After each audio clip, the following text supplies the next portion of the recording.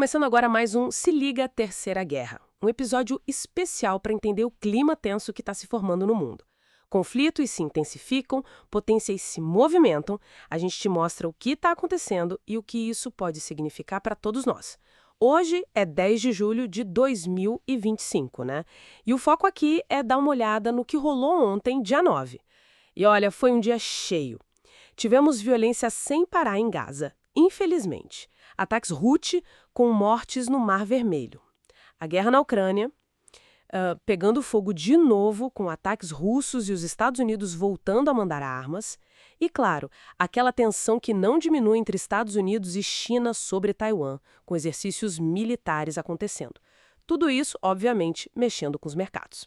O cenário de ontem, dia 9, ele é bem emblemático dessa fragmentação que a gente está vendo no mundo, sabe? Uma rivalidade crescente entre as potências.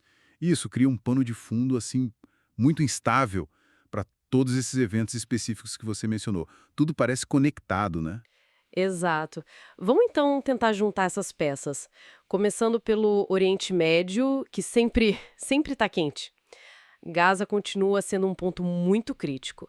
Ontem a notícia foi pesada: 5 soldados israelenses mortos numa emboscada em Beit Hanun, lá no norte da faixa de Gaza.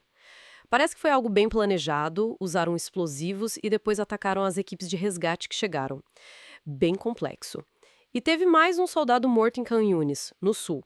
Ou seja, as forças de defesa de Israel continuam operando forte, tanto no norte quanto no sul. É impressionante a persistência desse conflito, né? E o custo humano é altíssimo. Essa tática de emboscada e depois mirar no resgate é brutal. E mostra uma capacidade de resistência que continua ativa mesmo depois de tanto tempo de operação israelense. Cada episódio desses, além da tragédia em si, joga mais lenha na fogueira da instabilidade regional. Fica cada vez mais difícil pensar numa saída, numa paz duradoura ali. E essa instabilidade não fica só ali, né? Ela transborda. Olha o que aconteceu no Mar Vermelho. Ontem tivemos relatos de um ataque fatal mesmo a um navio cargueiro. 3 tripulantes mortos, 2 feridos. Atribuído aos Houthis, né, o grupo Ansar Allah, lá do Iêmen. E não foi só isso. Um outro navio, o Eternity Sea, afundou. Ele tinha sido atacado na segunda-feira e os Houthis até divulgaram imagens, parece. Imagens mostrando homens armados abordando o navio, usando explosivos, drones. Bem cinematográfico e assustador. A França já condenou publicamente. O interessante, quer dizer, o preocupante aqui é como esses ataques no Mar Vermelho se tornaram a ferramenta de pressão, sabe? Com um alcance global enorme. Não afeta só o navio atingido, afeta toda a cadeia de suprimentos. Rotas marítimas essenciais ficam mais perigosas, o custo do seguro sobe e aumenta a pressão por uma resposta internacional, talvez uma intervenção maior para garantir a segurança da navegação. É um nó logístico e econômico global. Saindo dessa região e indo para a Europa Oriental, Ucrânia. Aqui a coisa parece que esquentou bem ontem. A Rússia lançou uma barragem pesada de mísseis e drones. Várias cidades foram alvo, incluindo a capital Kiev. Tem relatos de civis mortos e feridos em Lutsk, que fica mais para o oeste, e também em Kostiantynivka, no leste. Prédios residenciais atingidos. Aquela história triste que se repete. E do lado russo, eles afirmam que avançaram um pouco mais nas regiões de Donetsk e Kharkiv. Né? E enquanto isso acontece no campo de batalha, a dinâmica do apoio militar também se moveu, né? Os Estados Unidos retomaram o envio de munição de artilharia e mísseis para aqueles sistemas High Mobility Artillery Rocket Systems. Isso poucos dias depois de uma pausa. E até o ex-presidente Trump andou comentando, né, sobre a possibilidade de mandar mísseis Patriot para a Ucrânia. Mostra como esse apoio é crucial e volátil também. E é importante lembrar que a guerra tem 2 lados sendo atingidos diretamente, né? Ontem também teve notícia de um ataque de drone ucraniano em Kursk, já dentro da Rússia, e infelizmente nesse ataque uma criança acabou morrendo. Aumentou o número de vítimas fatais desse incidente específico lá. Exatamente. Essa escalada nos ataques de ambos os lados, junto com essa retomada do envio de armas americanas, cria um cenário bem delicado. Por um lado, pode dar mais fôlego para a resistência ucraniana, claro, mas por outro, estica a guerra, né? E aumenta o risco de um confronto ainda maior. As consequências disso são difíceis de prever. Falando em risco e em potências, A gente tem que olhar para a Ásia, para a tensão entre os Estados Unidos e China por causa de Taiwan. Ela tá muito palpável. Ontem mesmo, Taiwan começou os exercícios militares Hanquan. São os maiores exercícios anuais deles. Vão durar 10 dias e o objetivo é simular a defesa contra uma invasão. E o interessante é que eles estão usando equipamento americano recém-chegado, como aqueles sistemas de foguetes HIMARS, os mesmos da Ucrânia, e também tanques M1A2 Abrams, e mobilizaram um número recorde de reservistas para participar. E tudo isso acontece num clima de alerta máximo.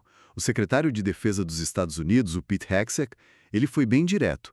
Ele falou que um ataque chinês a Taiwan poderia ser iminente. Usou essa palavra, iminente, e alertou para as consequências devastadoras que isso teria. Nossa, iminente é uma palavra bem forte nesse contexto.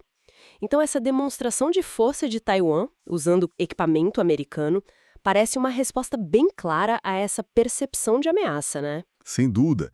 Se a gente conecta isso ao quadro geral, Taiwan talvez seja o ponto mais sensível do mundo hoje, o pavio mais curto, digamos assim. Um erro de cálculo ali, uma escalada não intencional, sabe? E o risco de um confronto direto entre China e Estados Unidos vira algo muito real. E as implicações disso para o mundo todo, difícil até imaginar. E como não podia deixar de ser, a economia sente tudo isso na hora.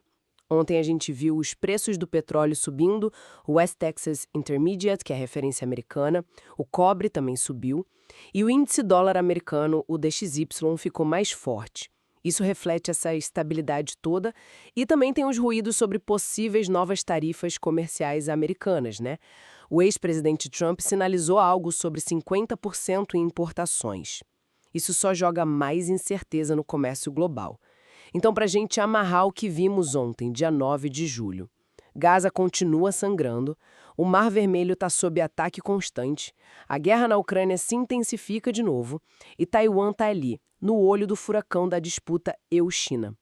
Parece que tudo está conectado mesmo, mostrando o mundo em alerta máximo neste dia 10 de julho de 2025. Os sinais estão todos aí piscando em vermelho. O risco de um confronto direto EU-China é talvez o mais perigoso. A instabilidade crônica no Oriente Médio, onde a gente não pode esquecer a questão nuclear iraniana, né? Especialmente com notícias recentes sobre danos a instalações por lá. Some a isso a interrupção do comércio global e a guerra na Ucrânia que não dá sinais de acabar tão cedo. Isso levanta uma questão importante, né? Com certeza. Valeu por acompanhar a gente neste panorama rápido, mas denso. Fica a reflexão, então. Diante dessa teia de conflitos tão interligados, qual seria a peça do dominó que, se cair de verdade, poderia causar o efeito mais devastador em escala global? Pensar nisso é fundamental. Fique ligado aqui para continuar entendendo os próximos capítulos dessa história global. Até o próximo programa.